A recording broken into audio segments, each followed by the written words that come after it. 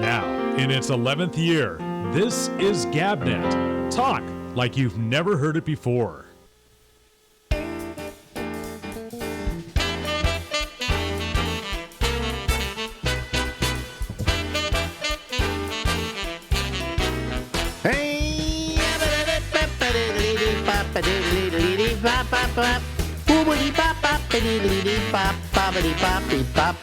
Hey everybody, live from Harlem in New York City. Yes, it's the Ramble with me, and I'm Alex Bennett.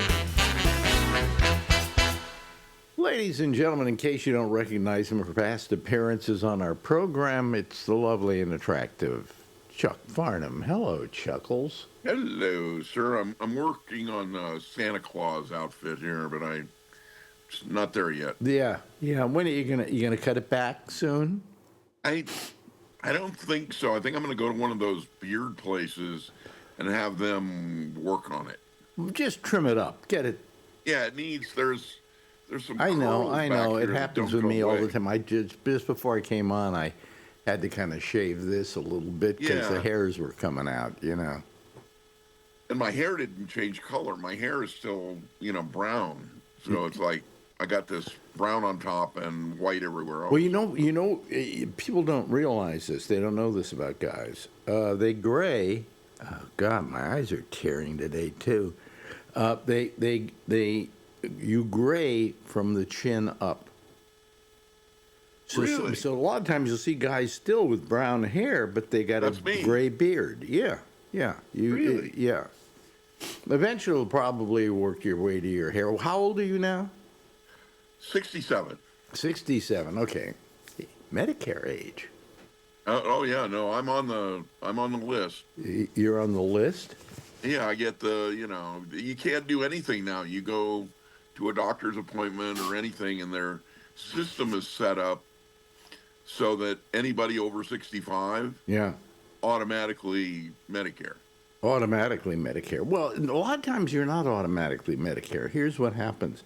When I was working at SiriusXM, they had a medical plan. Right. Okay. And so because I was working for a company with a medical plan, Medicare became my secondary. Oh, wow. Yeah. So, it worked like a secondary where whenever I went to a doctor, they would then, approve a certain amount as a secondary. So you don't have to pay that 20%. Yeah, it's the opposite with me. I've got Blue Cross, and Blue Cross is now the secondary. Mm-hmm. Well, that's what happens. We have, what do we have? We have AARP, I think, we use for our secondary. Yeah. And it costs us, how much it costs us a month? Almost $1,000. Oh, nice. Well, to begin with, we live in New York City, and I guess people get sicker here than anywhere else in the United States, so the rates are higher. Right. Here's what people, by the way, let me just say this, in case you're tired of hearing this stuff on this program. When we get to our age, 80, almost 86, how old are you now? 67? 67. First thing you talk about, health. Right. Medical, how much you paying for supplemental? How much is that? Right. What did your doctor say last visit? Blah, blah, blah. What will we be talking about when we were 40? Hey, so did you get laid this week? Yeah, see, my whole vision of this is high school. Mm-hmm. They should have been teaching two things. Hey, you're going to get old, and home ec. Instead, we got that sex ed speech for 3 days. Oh, yeah. I'd have much rather learned how to, use a stove. And they didn't exactly teach you how to fuck. Yeah. That wasn't the deal. They didn't teach you how to fuck. Hey, here's sex ed. Oh, here's where you put it in. And if you go back and forth nicely, it'll satisfy the woman. I just remember the guy going, if anybody needs to talk to me privately, I'm available after class. What was really funny? In high school, I had a what do you call it? A teacher. Oh, what do you call it? A teacher who was gay. Oh. And we kind of all knew it, I mean, he was right. It wasn't like sometimes people, when they're gay, they get infected with this gay something that makes them act a certain way. Okay, just like you ever notice cops all talk alike? Right. Yeah, there's this kind of thing you get when you're gay, where you, oh, hey, look, yeah, it's different, right? And he was gay. We knew it. So now he was the head of. He taught psychology psychology, and we got to this book we're reading, chapter by chapter. This and Sure. that and that about psychology, and then there was a chapter on homosexuality, and he had us completely skip it. Yeah, I was going to say we did not have any of that in school. What, they never taught you about when you were gay or not gay and so on? No. Oh, No. okay. I mean, they let me when I went duck hunting at lunch, and I used to keep my shotgun in my locker, and that wasn't a problem. You had a shotgun in your locker? Yeah, but I didn't want anybody to rip it off out of the car, so I would bring it in the morning and put it in the locker. Yeah, and then you went out. Then you went out hunting. What'd you do? Go get dinner? Was that what you were doing? We were out, there was a place where we hunted ducks outside of town, and I could get to, and that would be our lunch hour. We'd be out there shooting ducks. Now, if you Bring 'em shoot a back. duck, the duck goes in the water. How do you get the duck? We took a guy with us who liked to do that. Wait a minute. Don't you usually bring a dog and they go out and get You it? do, but in our case, we bought David Frazier, and he would swim out and get the ducks. He was your designated He bird said dog? He wanted to go duck hunting with us, and that's, He would jump in the water. exactly every time. Just boom, right in. Oh, wow. Gee. And the best part is, the pond we used for hunting Yeah. were the sewage ponds for the town.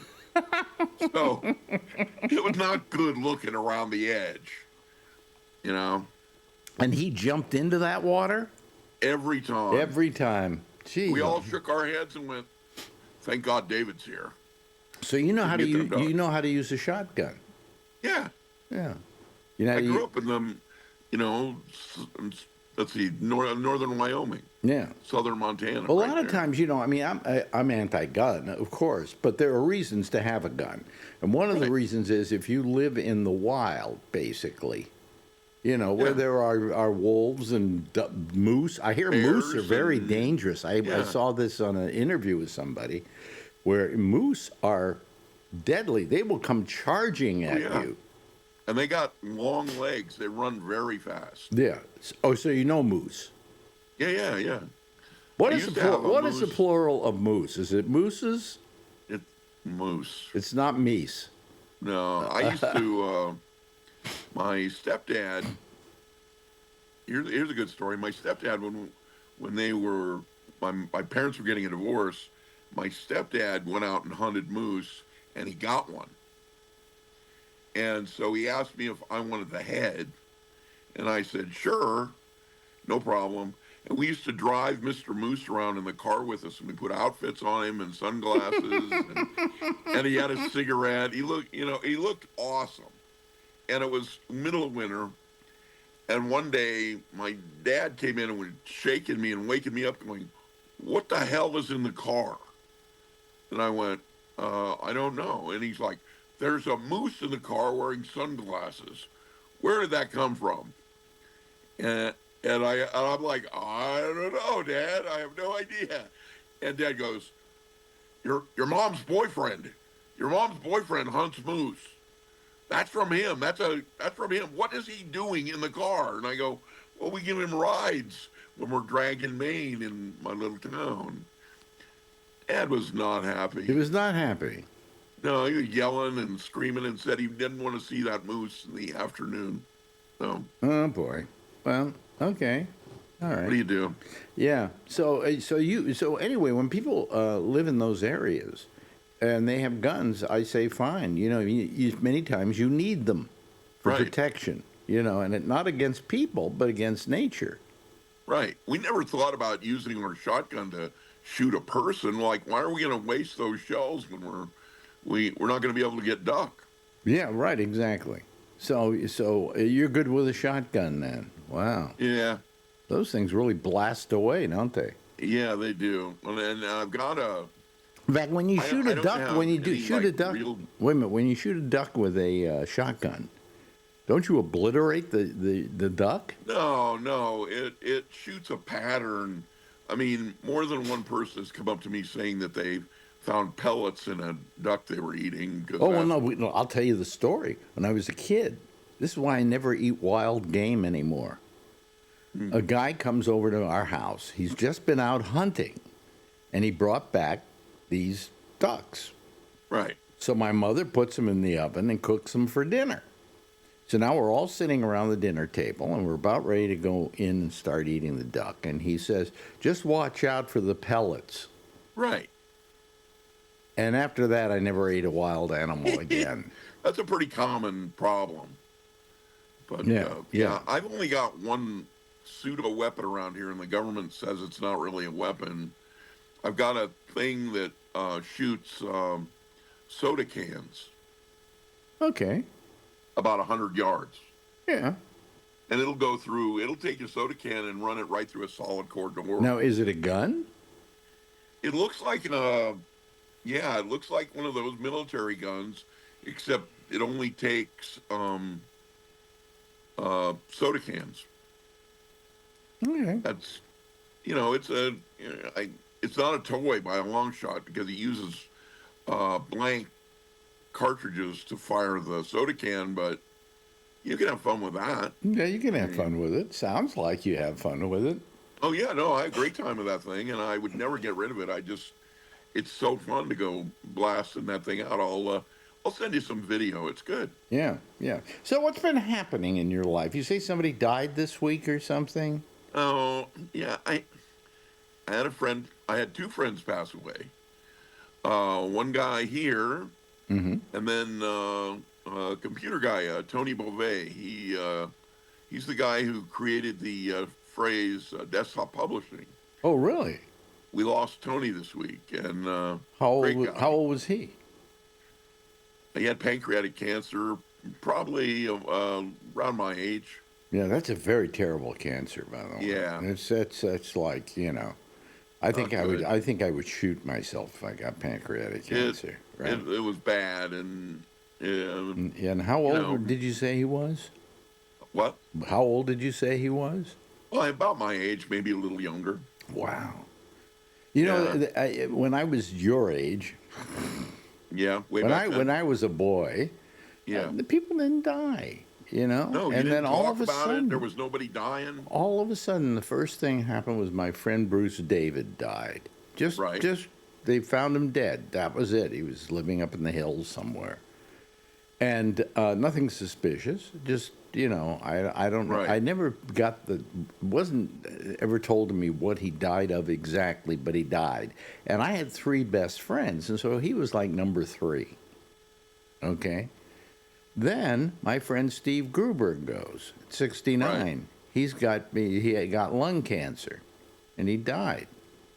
So now there are 2 of my best friends gone. And then my friend Shecky died, and Shecky was my number 1 best friend. And he died. Who have I got left? Nobody's coming to my funeral. No. I ain't got anybody left to go to it. My stepdad died while I was having a conversation with him in the living room.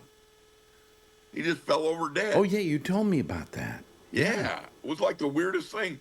You're having a conversation, and all of a sudden he stopped answering. And you look over and go, oh, my God, I think he's dead. And he was. And he was dead. How did you know he was dead? You ever feel his pulse or we went over there and held the little mirror up to his nose. And wow. Well, he was dead, all right. What a great way to go. If you're going to go, I mean, you're sitting there, all of a sudden, next minute, or you don't know, you're dead.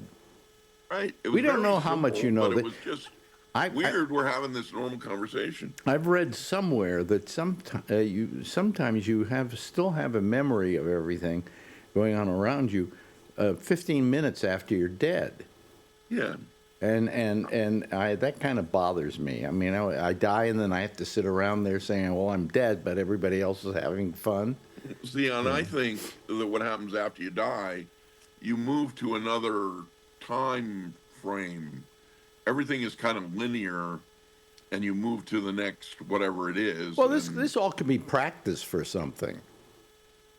You'd hope. Yeah, it'd be nice, but I doubt it. I think when you're dead, you're dead. I used to I ask don't my. think. I I can't told imagine this. when you're dead, you're dead. I've told the story before. I've always had a fear of death, and I said to my father, "I'm afraid of death," and he says, "Well, don't be." And I said, "Why?" He says, "Because you've been there before." Yeah, exactly. And I told him I can't understand what it's like to not exist. He said, "You did." And before you were born, where were Right. you? Well, I don't know. Maybe I was somewhere. I don't know. No, yeah, I don't think you can remember that, but I think you literally move over to another road and you're on that one now. Well, there is a theory that what is it called? A certain area of science where there are all these dimensions, and there are, I think, Right. up to 7 of them or something, and we're living Yeah. in one of them, or the one we're conscious of is one of them. But there are other ones, and another one I may not have even been might not even be a radio announcer. I might have been something else. But that all those dimensions still exist, and so. I often thought that hell maybe is the separation between the two. Could be. Between them. Okay, there's this gap, and that you fall into there and nothing happens. So. Yes, yeah, I don't. I think you're just around. I mean, they're just the energy that created you. Yeah. I don't think goes away. Well, I mean, yeah, I don't looked think. at, one time I looked at a couple Yeah. of trees, and I swear to God, they were talking to each other. Really? They just looked like they were communicating, and I'm like, Oh, I, and nature is, how did I put it? The biggest sentient being on the planet. yeah, If you don't think so, folks, just look at what nature's doing to us right now for screwing nature over. I mean, fires and earthquakes and this and that, and it's just the whole planet is kind of changing, and it's attacking us. it's fighting. It's fighting Yeah. us. Yeah. So I think it's a sentient being. I think we underestimate nature. We underestimate the planet. We take it too much for granted, and we're small thinkers. I'm with you. Yeah.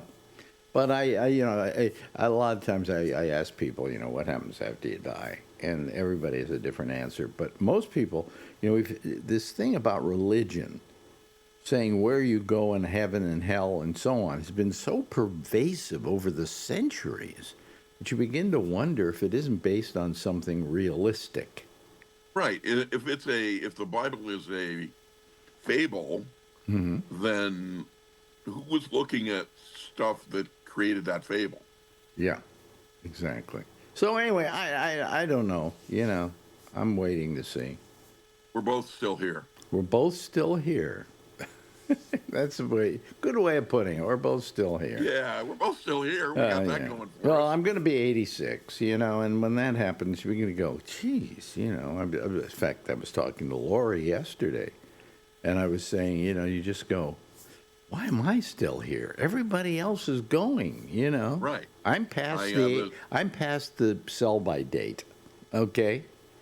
And why? And how much longer is this going to go on? I mean, my mother was 100.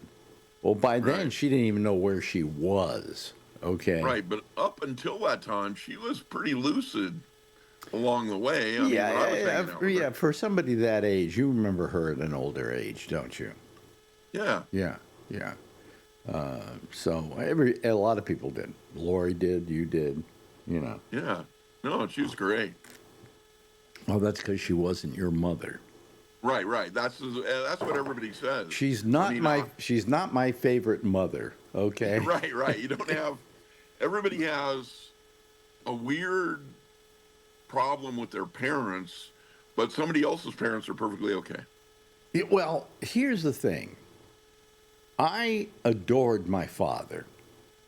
He was, if there was anybody who was my mentor, it was my father. You looked a lot like him. Well, I don't know if I look a lot like him, but I look you do. I look like he could be his son. Okay. Yeah. I mean, there is definitely a resemblance. There's a little bit of my mother in my face, which is the ugly part. But anyway, so my mother, I love my father. I adored him and he was a mentor to me, and I looked up to him, and I wanted to be like him. You know, he was a really nice, decent person.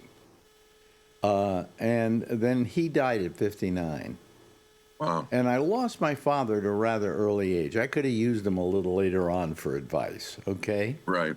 But my mother was left.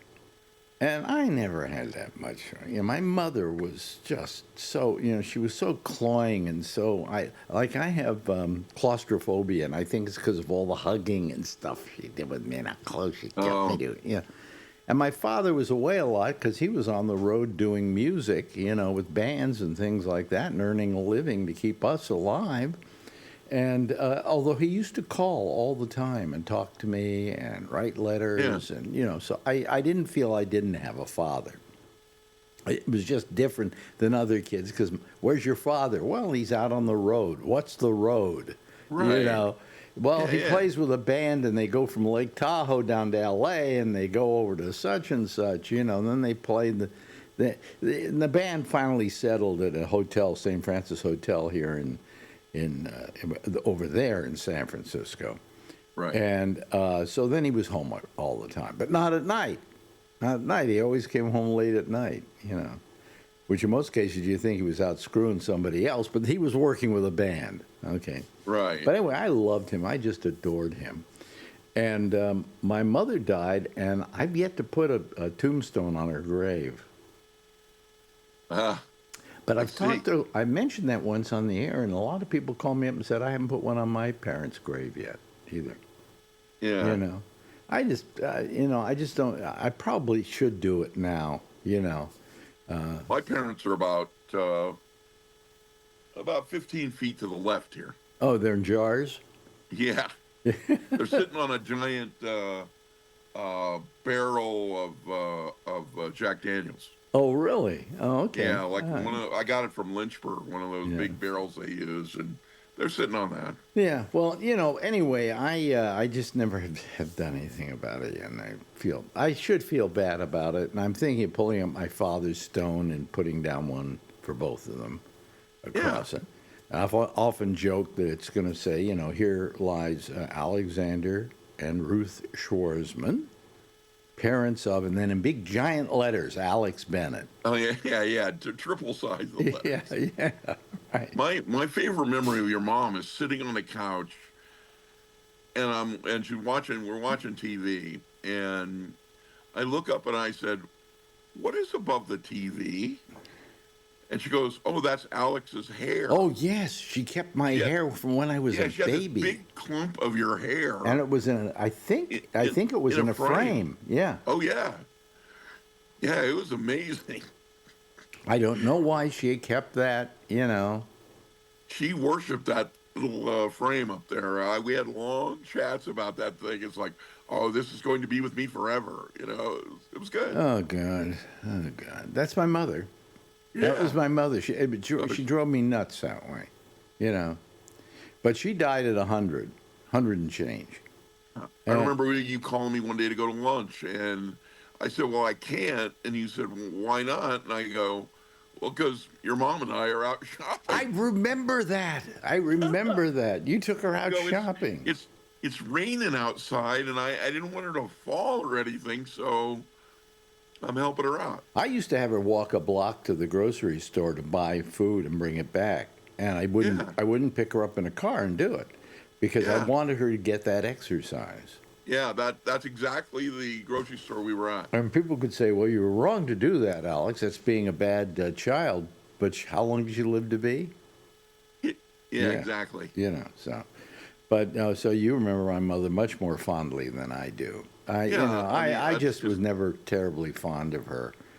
I went to a shrink for like about 2-3 years. And I went because I had a girlfriend that I had broken up with, and I was inconsolable. I was just inconsolable. So I went to the shrink, and we started talking about it. Now it's a year in, and he says, is there anything else you want? Every week I go in, and he said, how are you dealing with the girlfriend thing? And I tell him, you know, whatever. So finally, a year and a half later, I say to him, "Can we talk about something else beside her? I'm over her now." Right. And he said, "Oh, okay, what?" I said, "I don't like my mother." Now, this is standard psychiatry stuff, right? Right. And he said to me, "Okay, now how you doing with the girlfriend?" Yeah, exactly. And so that was That's a that. path that could take decades to fix. Well, listen, we've run out of time here, Chuck, Oh, no. and I think we should probably do this again very soon. I think you're probably right. And we probably will in about a minute and a half. But anyway, ladies and gentlemen, Chuck Farnham. Thank you, Chuck. Bye, kids. Now, in its 11th year, this is GabNet. Talk like you've never heard it before. Hey, everybody. How are you? Thank you, Chuck. We'll see you in a couple of weeks, I think, or maybe next week. I don't know. We'll see you sometime soon, okay? Anyway, welcome to our fine little program. Only one person is waiting to talk to me now. So I guess, they're not used to the Thursday nights now being back again. And we're back again on Thursday nights. So here we are. Okay? All right? The dark spot in my tooth went away. They cleaned it up. Okay. Anyway. I always had this little extra tooth here. Well, the tooth was out here. Now, see that? A dentist wants to get rid of it. Says you don't need it. Look, see, it's kind of out there, and all those are crowded together. So she wants to pull it, but I don't want it to go because I've always kind of felt a certain affection for that odd, bad tooth, So I always kind of looked a little out of whack here. Anyway, I don't know what we're going to do here. I'd like to get a few more people going. I'm sorry if you don't want to talk to me. There are a lot of people. Well, let's see, John Redshaw is out there, and Marco is out there, and they never call. They just chat with each other on the chat. So, anyway, let me wait for one more person to call here. We were talking about my mother and we were talking about my father, and to this day, I miss my father. I really adored him, and he went far too early, and he had, his problem was he died of a pituitary tumor, which today nobody dies from pituitary tumors.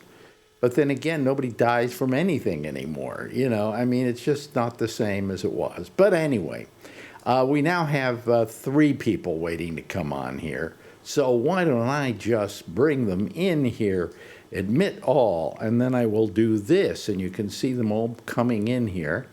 There's Brian Neary, and there's Tom Yamaguchi, and looking very much like, you really want to be, what's his name, don't you?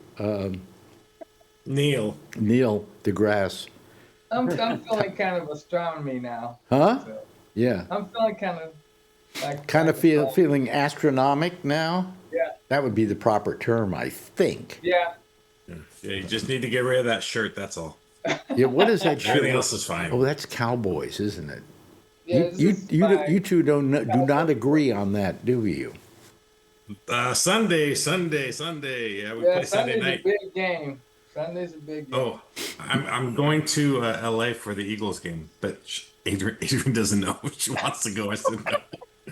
What do you mean Adrian wants to go? I'm flying down to LA Monday morning, and then cruise around, do tours and all that stuff, and then they play Monday Night Football. They'll stay there the night, and then is she a fan of the Eagles?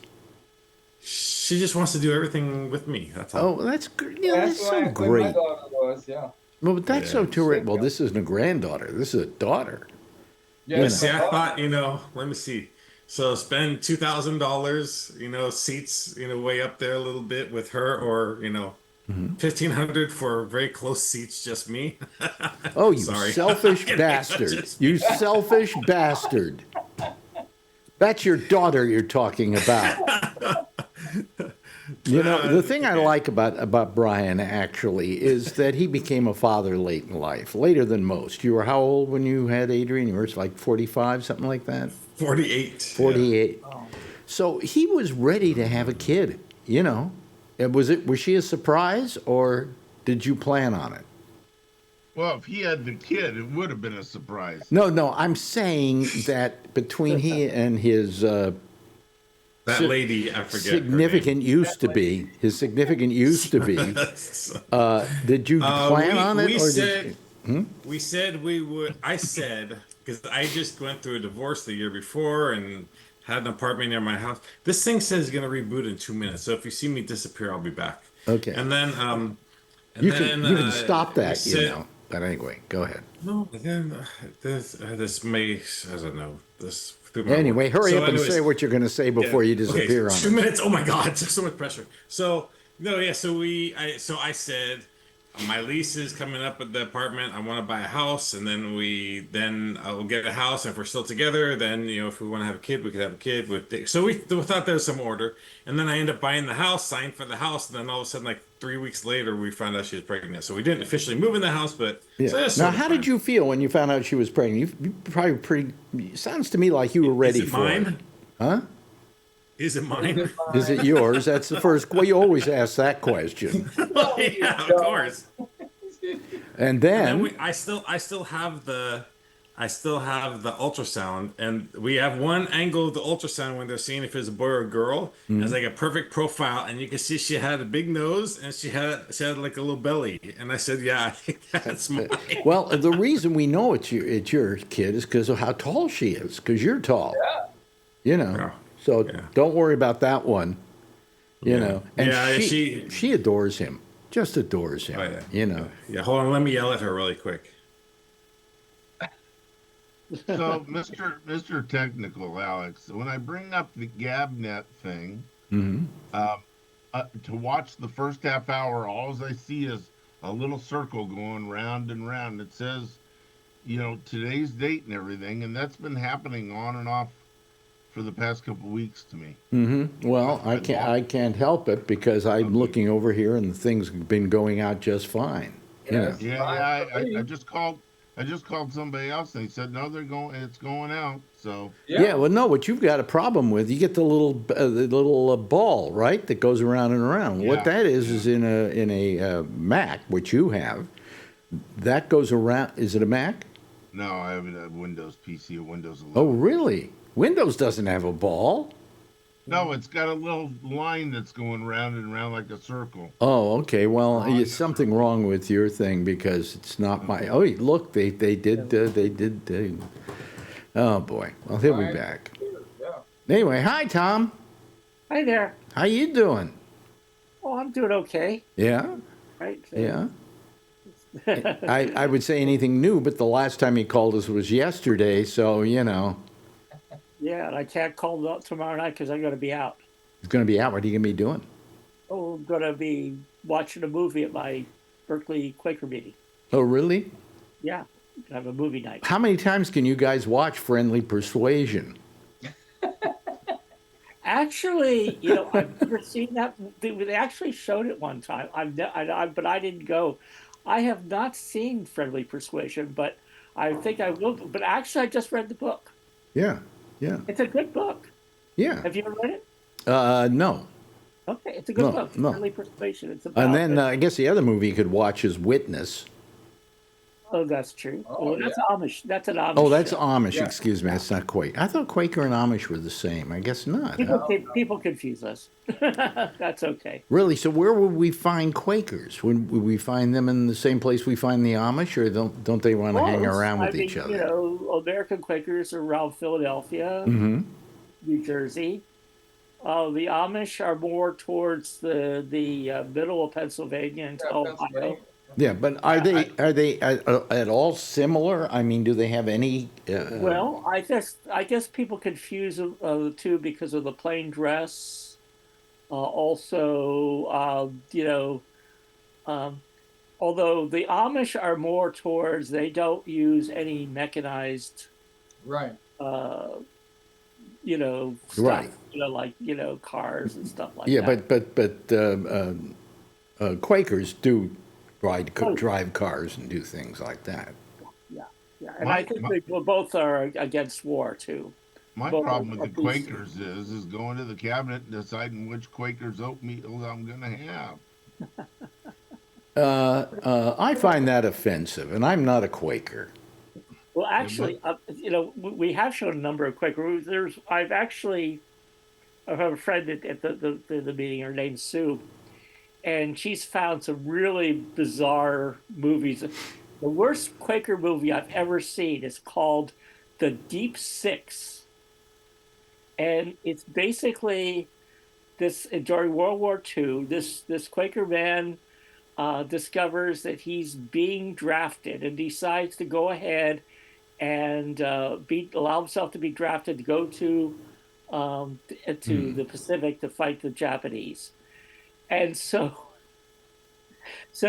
he decides to go to visit with his fiance.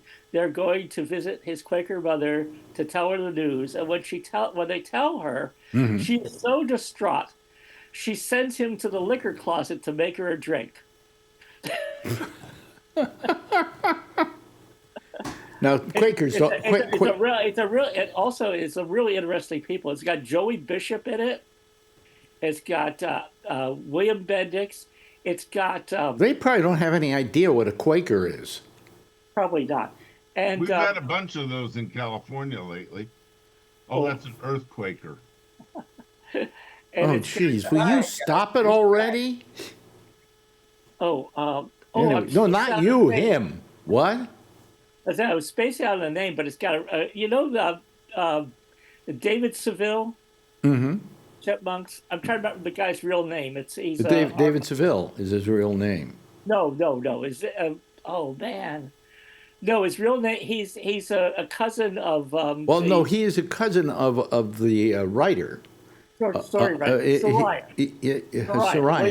William Saroyan. And oh man, I'm trying to remember what his real name was. Yeah, you're right. It wasn't David Seville. But anyway, he is in this movie. This is pre. Yeah, he was an actor. He was an actor. Ross Bagdasarian. Ross Bagdasarian. That's it. Thank you. Okay. Thank you. Why lately I'm coming up with names. I don't know why. Because I've been so bad at it recently, and then all of a sudden, on the clear blue sky, out comes Ross Bagdasarian. Well, Ross Bagdasarian actually plays an Armenian in the film. Yeah, he was an actor in films before he did, the Chipmunks and the Witch Doctor. He did. Yeah, well, the Witch Doctor. And then he had his first hit was his daughters singing "Tonight You Belong to Me," Patience and Prudence. Oh, really? I didn't know that. Yep. Mm-hmm. But I know that Witch Doctor was the first one where he did the experiment with speeding up his voice. Yeah. And then he did the Chipmunks Christmas song, and now his son has taken over the franchise. Really? Okay. His son's rebooted with all the movies. And stuff. Yeah, but he was the nephew of William Saroyan, who they wrote "Come On to My House." Yeah. Yes.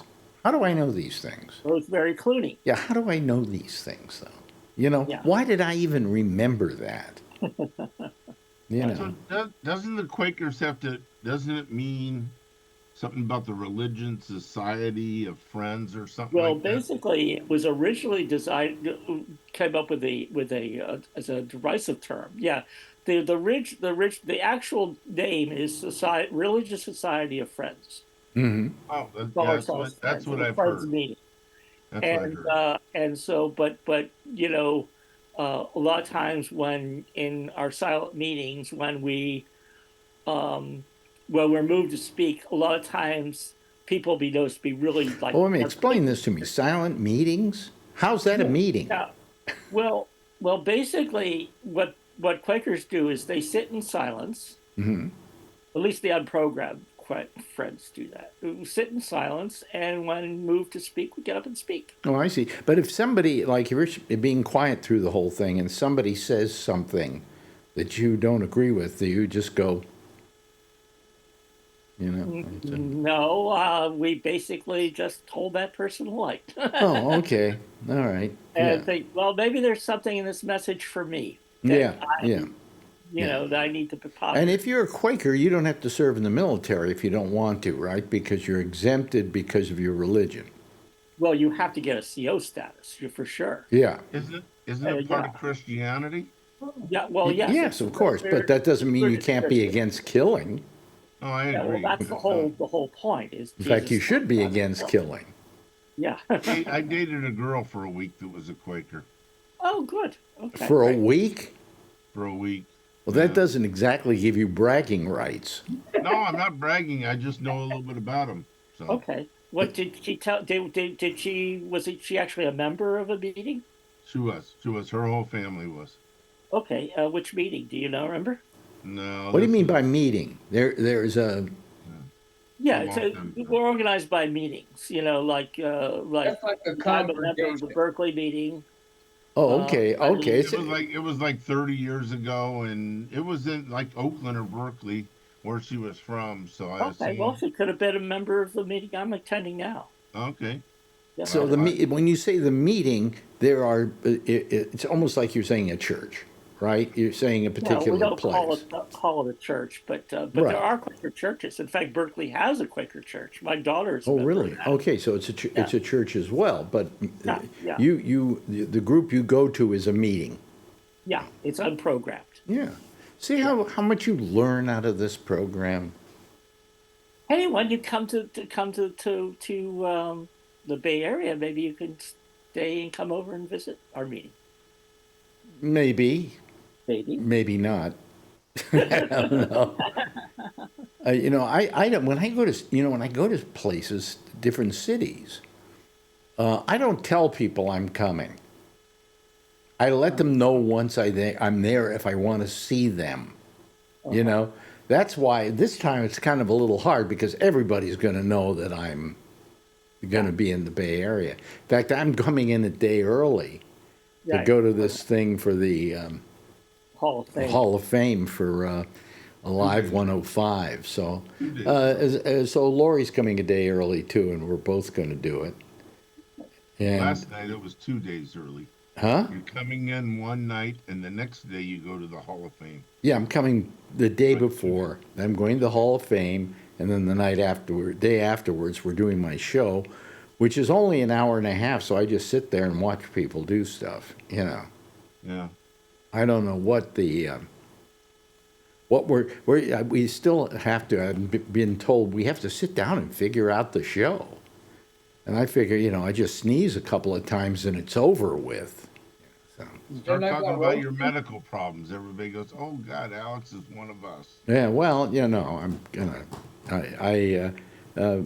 My first line, I'm sure I'm gonna say, I've already figured it out, is thank you so much for coming by tonight. I know that a lot of you are sitting out there and poking the other person next to you and saying, I don't look that bad, do I? Because that's what Marjorie and I do all the time when we see somebody on television, and we go, yeah, I don't look as bad as they do I? God, I hope you're not honest with her. I mean, she's a good-looking lady, but I hope you're always, saying, "Oh, you're much better looking than those people." Yes, of course I do. I'm not stupid. I, I'm married. I don't know the way I'm you not posed- stupid. I agree the way with you everything. posed that just now. I wasn't sure if you were going to tell her, well, actually, that lady over there is better, I mean, I'm not going to lie to her completely. I say to her, completely. you're not as young as you used to be. So Well, nobody is. nobody is. So what the hell? Anyway, hello, Josh. How you doing? Good, how you doing? What's happening? Not a whole lot. Working your ass off? I have been, yeah. I'm off tomorrow. So You're off tomorrow. You're off on Fridays, are you? No, off tomorrow. I haven't taken a day off since long time, so I took a day off tomorrow. Oh, I have okay. a couple days I need to use so that I don't lose them. Oh, I see. Okay, so you have the days due you, so why not use them? Yeah, we had a lot, I work for a telecommunications company, and in one of my areas that I manage, there was what's called a build going on. So it's a new area they're adding where they're installing their fiber for the internet. Mm-hmm. And since there was a build, it was incredibly busy with construction material. So When you say a that- telecommunications company, what kind of stuff does it do? Is it They provide television and internet to consumers. Oh, to consumers. Oh, okay. Yes. Oh, all right. Home television and internet. Oh, okay. Okay. I work on the supply chain side. I manage warehouses in 3 states, so some of it's construction material for maintenance or for builds, and some of it is what they call the consumer parts, which would be your modems and your cable boxes and all that kind of stuff. It's a large one. It's on the New York Stock Exchange. I don't want to say which one I work at, but I'll tell you offline if you want to know. Well, you'll tell me when I talk to you on the weekend. You know. Yeah. Yeah, it'd be interesting to know. I would probably know them then. So there's so there's like I said, in the area that one of the areas I manage, the home area that I have here closest to me, they're new to this area. Mm-hmm. And, like I said, there's a build going on where they're actually installing they're pulling the fiber into, the areas that they need to go to. Everybody's gone fiber, haven't they? Pretty much. Yeah, I think that's the deal. I mean, they're moving, everyone's moving away from cable. I mean, when I first got fiber, I was with Verizon, and I got fiber. That was something totally new, man. Oh man, and it was clean and fast and so on. And now it seems like everybody has it, even Spectrum, who I hear is the worst cable company in America. Yeah, right. Yeah, I mean, it's supposed to be faster and like more efficient and all that. I'm not the expert on that side of it. Like I said, I do the supply chain side, but it's. Oh, I wouldn't have anything else but that. Supposed to be the best kind or whatever. Yeah, yeah. So, do you have fiber where you are, Brian, in your new place? Do you have fiber? I don't think so. Oh, really? Well, then you should eat some bran cereal for crying out loud. Then you get your fiber. Says I'm very regular. He says I don't need fiber. And then there's that old David Feldman joke. I got so much fiber, I don't have hemorrhoids. I've got rope burn. Yeah, right? Exactly. I love that thing. Yeah, good line. Good line. That's when David Feldman was funny. Anyway. Ooh. Yeah. What I love about Alan is that we never quite see him. We just see the top of his cap. I've seen them. It's nothing big. It's nothing worth looking at? No big deal. Oh, no okay, big deal. fine. That's funny. I was going to say the same thing about you, Brian. So anyway, Brian makes more money than me, so it doesn't. I make no money right now. What are you talking about? Well, I'm unemployed too. Well, I thought you got a job. Me? Yeah. I'm consulting still a little bit, but I have a interview tomorrow and Tuesday at Baxter. So you consult for free? What was that? You consult for free? You said you have no money. No income. Don't they pay you for your consultation? What is Baxter? Consulting, yes, but I don't have that many hours. What is Baxter? I never heard of Baxter. Baxter's a huge company. They surgeries. They have I think this one facility they want me to run. They have they do a lot of the packaging stuff, but they have some liquid stuff that when they do surgeries, they sort of goop that in and it sort of fills up and heals stuff quicker and stuff like that. Isn't that like crazy glue? I mean, that's what crazy glue originally was used for, wasn't it? Yeah. Yeah. Yeah. Oh. Yeah, so it's a good opportunity. It's a big company.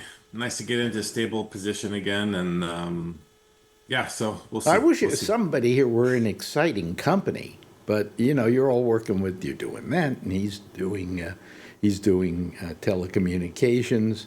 And, nobody here's in movies or has a TV show or anything like that, so. In my life as a total Steve boy, Fox is as close as we get. If Steve Fox is as close as we get, that's the voice of GabNet currently. Steve Fox works over at KQED in San Francisco, but who knows how long he's going to have a job because the Fund for Public Broadcasting, whatever that thing was called, they've taken the money away from them. So they've stopped being in existence. So there's no way of distributing money to a lot of these stations. Stations like San Francisco, like KQED, are going to probably survive simply because they have a large enough audience. But you get out to the sticks where, you know, there was a PBS station and all this, you know, they got some money for doing it. They're probably going to have to close down, you know. There are already closed down Huh? because they're out in little markets where their only source of funding was the Corporation for Public Broadcasting. Right, right. And actually, also NPR actually got direct funding from the federal government. That cut off too. But yeah, you're right. I mean, Steve Fox. In fact, he was working this past weekend in the mornings. But he doesn't have any problem because people have actually stepped up and their fundraising has drastically increased as a result of this. Well, what I imagine, see, that's a good example of KQED in San Francisco can make that kind of money because they have a large enough audience. In fact, KQED radio, people don't realize this in many cases, is the #1 station in the San Francisco Bay Area. Right. And it used to be, it was way back down at like number 20 or whatever, and all of a sudden, by attrition, it became the #1 station. Well, so when they ask for money, it comes pouring in, you know. Yeah, they made a good move to go completely to news and information. They used to do like a lot of music, and then they just scrapped the music and went completely with as I said, with news. Yeah. And stuff like that. They've got great programs. But you know, you go to a place like, oh, I don't know, Klamath Falls, Oregon, where there's a PBS station. Goodbye, see you later. You know, no way to keep it on the air. So it's a bad situation all the way around. I mean, I got to tell you, one of the first stations I ever worked for, did anything for, was KQED in San Francisco. You know, I worked kind of as a volunteer or whatever, but I worked as a stage manager and things like that, you know. And now, kids like myself won't have that ability to learn the business by being at something like a public broadcasting station. So it's not fun. It's not nice. It's not good. It's terrible. I think the new Ken Burns documentary was at least well timed to help them out this year, because I'm sure it'll be very popular, and I've heard that it helped him raise quite a lot of money. I mean, we'll see how far that goes, right? But the Vietnam War. Well, Ken Burns will always find funding for his. Yeah, I stuff. mean, you know, his new one debuted just Sunday night. You know, it's he's his latest, you know, documentary is the American Revolution. So the American, yeah. And that's something you must love watching. Are you? I saw about the first hour. I haven't seen the rest. What do you think so far? You know. Well, so far it was good. I mean, because I'd imagine you'd be the guy sitting there going, "Well, that's not right." Well, no, they get their stuff right, you know. Mm-hmm. And one of their main contributing advisors was the Journal of the American Revolution, where I've been contributing. Mm-hmm. You know, so my editor, Don Hagest, you will see appear in the program a couple times. And the associate editor, a guy named Edward Lingle, you will see in the program a couple of times if you watch it. They weren't in the first hour that I watched, but over the 6 episodes, they're in there a few times, and there's some articles in the Journal this week that were written, and it has some pictures of them, you know, sitting around with the people at the Journal and letting them fact check their work and everything. Because Ken Burns said that, you know, he'd never really come across anything like the Journal, where it was a group of experts in the field, but it wasn't just these broad experts. You have a lot of people like myself or others. You know, I have a very condensed part of the American Revolution, you know, about a 1-year period. Even though I know a ton about the entire deal, right? I have a small period of about 10 or 11 months where I have super microscopic, detailed research and knowledge, you know, and that's where I publish articles and things like that about. So that's why they went to the Journal, because it has experts that do the same thing that I do for other periods. And while mine is a military history, they have guys who do the economy, or the social effects, the politics, the money, whatever, So he also recreated in this one. He did good. something he never did in any of his other documentaries, because most of his documentaries he actually had footage of the times. Okay, Yeah, right. Like Prohibition and so on and so forth. In this thing, he doesn't really have any footage. There was no video back then. There was no film right, back then. There wasn't even any cameras back then, basically. Right. No, so no. he's had to recreate some things with actors, right? In this thing. Yeah, they did. They did that, and they filmed a lot of historical sites on location. Running through Independence Hall with their cameras or whatever. The National Park Service was very cooperative, apparently, and let them in, during after hours and things to do a lot of filming. And they have a ton of media content, maps and journals that they'll show you, the original journal, and and this one has a lot of on-camera interviews with the historians. Unlike, like he said in their Vietnam series, not a single one of their historians appeared on camera. It was all the veterans and right, okay, yeah, people like that. But like you said, but on this one we can't do that. So in lieu of that, we put the boring people up there, the historians. So they that's how I they haven't do it. watched it yet. It's a long No, slog. I haven't. Like I said, I saw the first hour. It's a long slog. It's about 10 hours long, I believe. That's 12. Yeah. 12. Yeah. And I mean, it's going to have to cut. I wonder where he begin. I know where he probably will begin it is from the very beginning, where there's no United States yet, and the whole thing started to happen. It's where you would think that it would be. But where do you? At what point do you end it? When does the American Revolution officially end? I don't know when he plans to end it. I haven't seen the last episode yet. I don't know if they're gonna. I mean, I've heard from people that contributed. They certainly covered the Constitutional Convention. Mm-hmm. So and ratification. So they're at least up to like 1789. Right. I don't know how much further they went past that. I'm not sure where they stop, honestly. Yeah. Yeah. So I know they go at least that far, and they started at a logical point. They basically, when it starts out, they're going to tell you that the French and Indian War took place on American soil, and when it ended, that began a slow, steady path to independence. Right. Right. So it was, what side did the American Indians fight on? Well, depending on what American Indian you're asking about, I guess. They all picked different sides. Right. They all did pick different sides. Yeah, some of them changed sides just, for whatever. Maybe they were Indian givers, I guess, but... Oh, jeez. All right.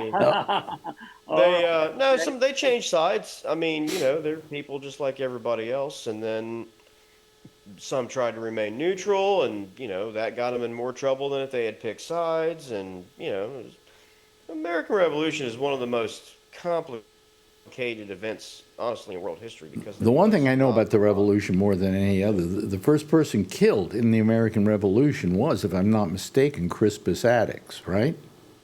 I mean, if that's where you. Yeah, I'm not really sure. Well, I mean, he was considered the first. Probably. I guess you could say that. I mean, he was killed in the Boston Massacre, right? So 17. Yeah, and he was black. Or whatever. So I mean, correct. Yes, he was a African American. Yeah. Yeah. Okay. Yep. Does it get into the whole slavery issue with the? Oh, I'm sure they do. Yeah. Because I mean, they've got you had some very heavy. Obviously, if they go to the Constitution, that's a major part of the. Yeah, I'm sure they do. Yeah. I was surprised when they did the Constitution that they didn't include slavery, the abolishment of slavery. I mean, we would have thought that with the idea of what they had for America, slavery would be an anathema to them. Well, they were I mean, together. they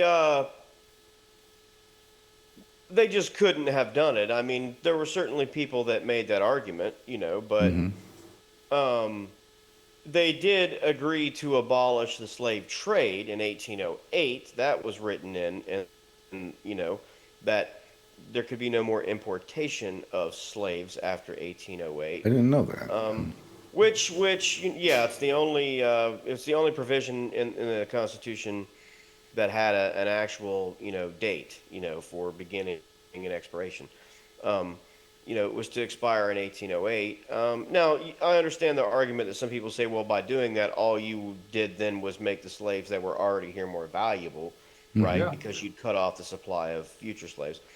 Clearly, that's correct, and I understand that. But if you would spend any time at all looking, you would pretty quickly realize that if you had been at the convention and you'd had a hard line that said we're going to abolish slavery, and that's that, the convention would have just dissolved, and things would have, it just wasn't going to happen. Evidence of that. Well, it wasn't going to happen because in the immortal words of George Washington, who's going to cook dinner? Right. So. Anyway. Yeah. So there would have been no deal. There would have been no government formed if people had said we're going to end slavery. By the way, there was white slavery in America in that there were indentured servants in the North who were white. Yeah, but that was totally different. They still. In fact, my Irish ancestors came as indentured servants. Sure. But they earned their freedom. They worked in the Pennsylvania coal mines, but they earned their freedom. I mean, the slaves and the black slaves, no way they could earn their freedom. In fact, they had their kids taken away from them, and their kids became slaves. So there's just no comparison. Well, they were treated as basically as chattel. They were no different than a cow or a horse or whatever in the eyes of a landowner who had slaves. And the only difference was some of the slave owners were okay. They treated their slaves well because it was stupid not to. Because if you didn't treat them well, it wasn't going to work for you. But that's another story. Yeah, slavery was still slavery as it were, which is, what it is. But yes, not every single slaveholder, in fact, most did not employ the violent methods of discipline that you typically see in movies now, right? I think some Hollywood movies would have you think that every plantation had a whipping of a slave every day of the week, right? And that was not the case. But again, when you mention that, it's sad, but I always have to give the disclaimers, but I'm not saying that they, that they didn't do we're that. in a fucking resort or anything. Okay, I'm not making that Hey, argument. listen, as long as you are a slave to somebody else, you are, there's nothing good about that, Correct. Yes. right. Right. But the fact that there were some that treated them well should be known, Right. It's a fair part. Well, it's a fair representation of history. There were overwhelming amount of plantations that went years, if not ever, without ever having to physically discipline a slave. I think the most accurate portrayal of slavery in any movie that I've ever seen was Mandingo. Oh. That is one hilarious movie. I can't be. If you've never seen it, go watch it sometime. You'll cringe at how bad that film is. And it starred, who was it? The boxer, Ken Norton, played the Mandingo slave. And it was. What? But I'm sure the Burns documentary will cover, the slavery issue. I'm sure. Pretty well. Not quite the same way they did in the Civil War documentary for obvious reasons, but I know that they're not gonna gloss over. I've read some about it. I've read some interviews with him in the journal and things like that. So I'm positive that they're covering it, but it's supposed to be an informative, documentary from what I've heard. Yeah. So in other news, what has happened? Has Trump's best friend left the country yet? Guess he has. Sheikh, whatever his name is, Shake Your Booty. Yeah, right. That's What has been going on with Trump lately? Not the before wasn't pathetic, but this is even worse. Okay, the latest thing is he wrote a post on his whatever Truth Social. Wow, is that a wonderful name for it? Yeah. On Truth Social, in which he once again went after Jimmy Kimmel. Doesn't this guy ever just decide to put out tweets or whatever those things are called, twats, I should call them, that have some decency to them? But no, he's got to go after and when he goes after Kimmel, it's like the untalented Jimmy Kimmel who has no ratings, and it's wonder he still has a job, and if they don't shut him up soon, he says he's going to take away ABC's license. Now I got news for you. ABC doesn't have a license. Their affiliates. Their affiliates, the stations they own have licenses. But the network itself doesn't have a license. They simply sell their programs to individual stations who broadcast them and share in some of the revenue from those shows that are on that network, or not. But anyway, the idea, he doesn't even know what broadcasting is about. You can't, there's no, you show me a license that ABC has as a network, and you can't find one. There just isn't. So, I mean, what a moron. Yeah. He's been quiet about South Park, and South Park's still ripping him up. Oh, he hasn't touched South Park. I know, he did that one time. Didn't he do it one time, and then that's it? Well, South Park is on Comedy Central, which is now owned by Sundance, or Skydance, which owns Paramount now. And they're getting rid of Colbert, okay. But they have told, they just renewed Comedy Central, the Daily Show. They just renewed it for another year. And so far as South Park is concerned, those guys have what? Is it a 5-year contract or a 10-year contract? Now that is, it gives them the right to do anything they damn please. And this has got to be driving Trump nuts. I mean, Trump is portrayed on that show as having a micro penis. Yeah. Every single time, every single episode, not just one time. Last episode, they didn't really show it that much, but they really were overdoing it, you know. Well, no, they weren't doing it enough, okay? Let me... I could say the truth hurts, but not in his case. Yeah. But I think they're going to, you know, he hasn't gone after South Park, and that's amazing. He hasn't gone after The Daily Show either. And The Daily Show is, you know, they spend every night putting him down. Now, I understand why he can't stand Kimmel. Kimmel's constantly berating him from the beginning of the show to the end of the show, you know. But it's horrible. It's just horrible. And then now he must be getting really pissed at the whole Comey thing, because he wanted to get even with Comey, right? You know, and he was going to charge him with criminal, whatever, and this and that. And it turns out he handed the whole thing over. They handed this whole thing over to this amateur lawyer, this woman, who forgot to give all the information to the grand jury. So they were not completely given all the information, proper information. And now the judge is thinking he's just throwing the damn thing out. Yeah. And when that happens, Trump is going to be livid, you know. Well, Pam Bondi or Biondi or whatever. Bondi. She signed off on it, so she's in trouble too. So not only did they file the wrong charges, but they said the Attorney General signed off on it. So in theory, they could both be disbarred. Well, what has Pam Bondi ever done of a legal nature? Was she a lawyer? Yeah, She was a lawyer? General of Florida. Oh, She's the Attorney General of Florida. Okay. Do you have to be a lawyer to be Attorney General in Florida?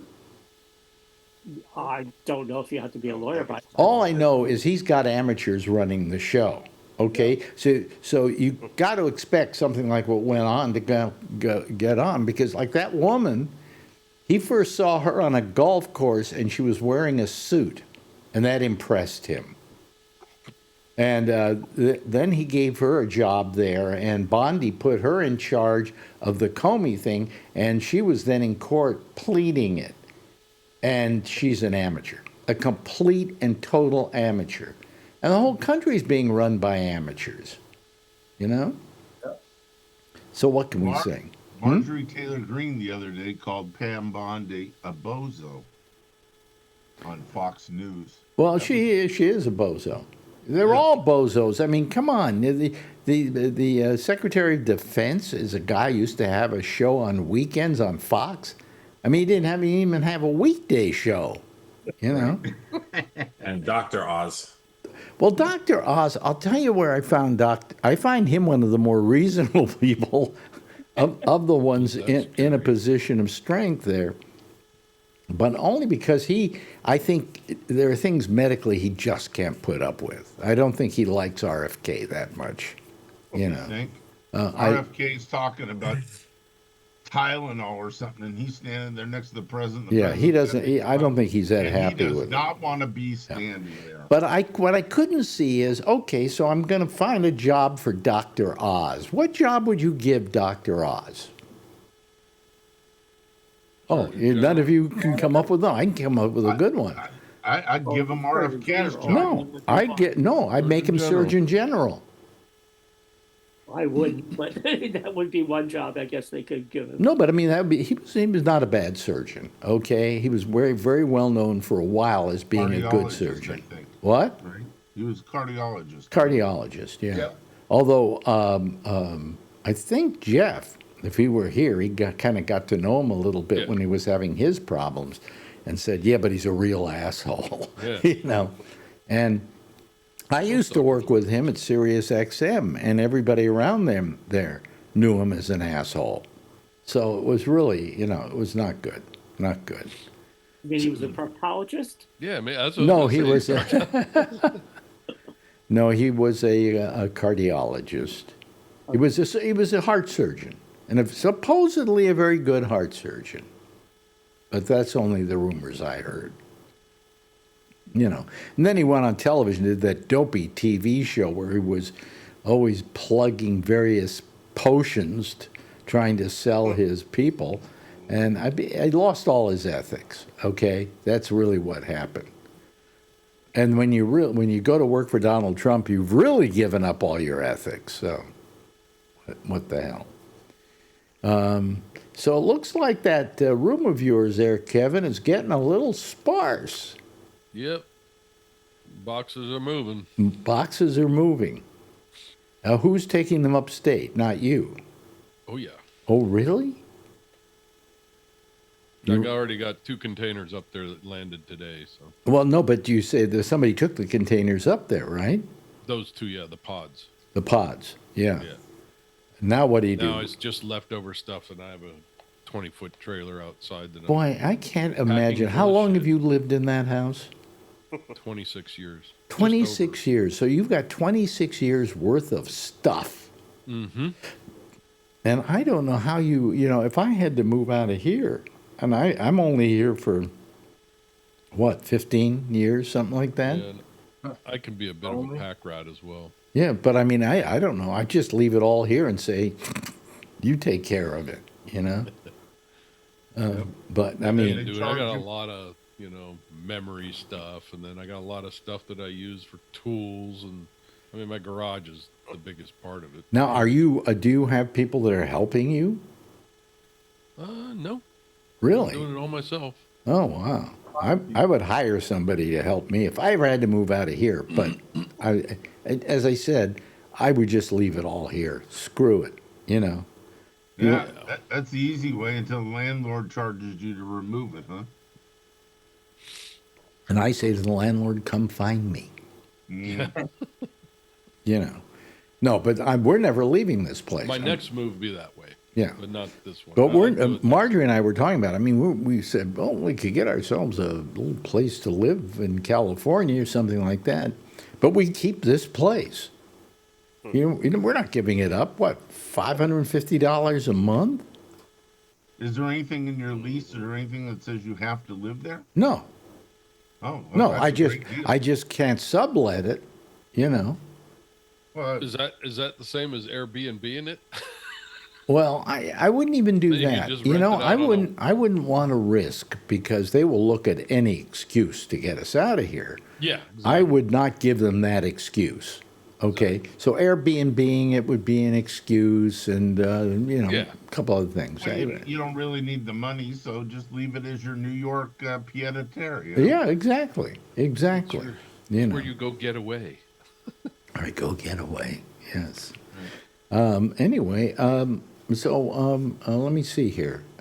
So we've covered just about everything, haven't we? Oh, actually, the biggest outrage from Trump today was saying that 6 senators and Congress people. Oh, yeah. Yeah. You know, when he feels people aren't. Well, wait a minute. Let me before you say that. Donald Trump, when he feels nobody's paying attention to him, suddenly says something outrageous to keep the dialogue going. And this, tell him what he said today. It's amazing. Basically, it was I guess it was on Tuesday. 6 Democratic senators and representatives made a video telling. And these were all people who had been in the military. Yeah. They've all either been in the military or intelligence, and they said told the service people, if you you do not have to obey an illegal order. No, that's true. It's true. It's part of the code of the whatever. Yeah, so when you were in the military, you were told that, right? Well, there's a whole code of things which, you know, you are not supposed to do something which is illegal. You know, if you're asked to do it by your superiors to do something illegal, you have the right to say, no, I won't do that. So now Trump has decided that this is an act of sedition and that the people who made the statement need to be hanged. Yes. That would include who? Mark Kelly, I think is his name? Mark Kelly, yeah. Mm-hmm. Yeah. You know, I mean, what an idiot. What a moron. Why do you say that? Why do you even insinuate that? You know? Because he's losing his mind. He is losing his... Well, no, he lost it a long time ago. Yes. Trying to make you look at the shiny object. Well, that's true. Yep. That's true. So what do you think is going to happen with the whole, you know, releasing the Epstein files? Do you think they're really going to get... Huh? You know, I don't think we're going to see him either. Not for a long time. Not during this presidency. You know, they'll have an excuse. Oh, there are too many names there that we don't want to reveal. Oh, we have to redact names, so now you're going to see that every other line has a black line through it, and some of them probably with the name Trump. Okay? So, I mean, that's their excuse now. Their excuse now is that what did they say? They were going to do something. They were going to go after Democrats who knew Epstein.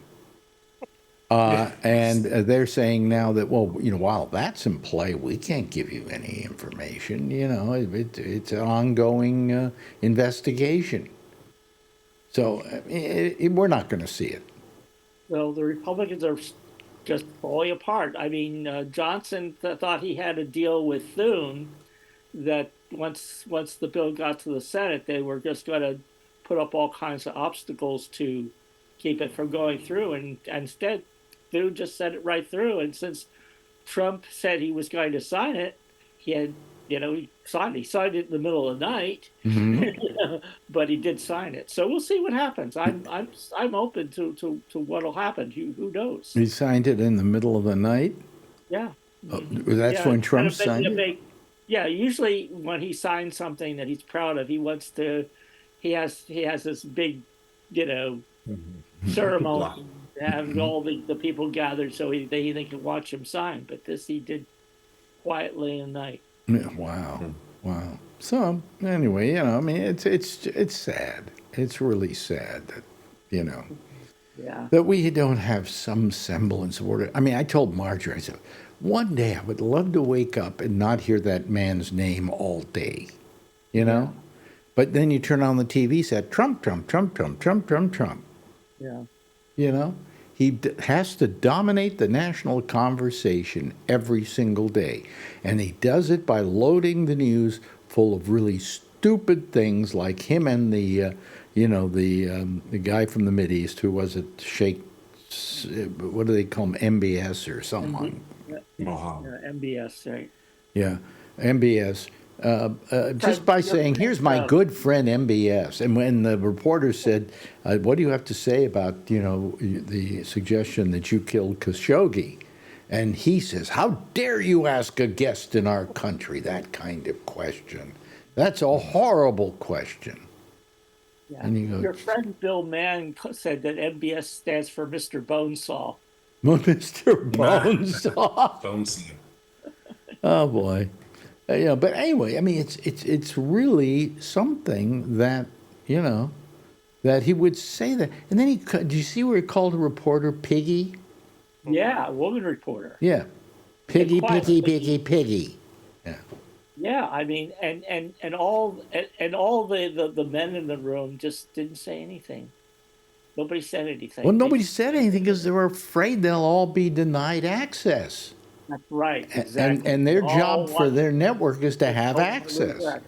Exactly. And they're intimidated. Some of the reporters are starting to do it, like that woman the other day who asked MBS about Khashoggi, okay?